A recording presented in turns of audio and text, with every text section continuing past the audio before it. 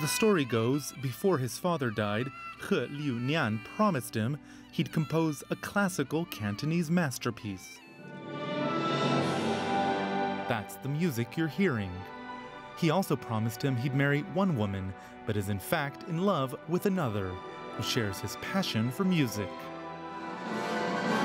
The scene is 1930s China, under Japanese occupation. He's wife knows she's not his muse. Still, she saves his life's work from a Japanese colonel by giving her own life.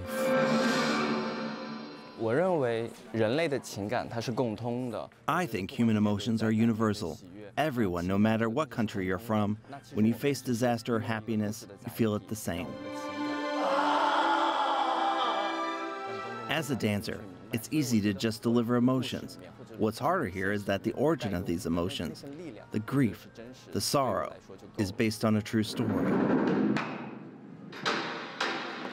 The real-life Cantonese composition that, quote, inspired a nation is called dragon boat racing. So is the performance. An ancient Chinese custom, the dragon boats are meant to convey Chinese perseverance during some of the last century's darkest times. In China, the Dragon Boat Festival is an activity for the people. Families and friends must all work together, and in doing so, they create a very strong force. In our show, the Dragon Boat Race shows unity and strength between different Chinese groups. The show is part of an initiative called Image China, which brings Chinese culture and arts to the U.S. Dragon boat racing premiered in New York 2 years ago.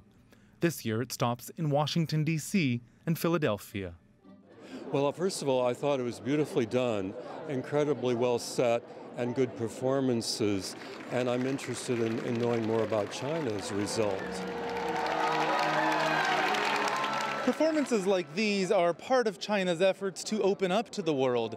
This at a time when some are growingly suspicious of China's rise. These artists hope the themes on stage, love, war, and resilience can transcend borders. Roee, Ruttenberg, CGTN in Washington.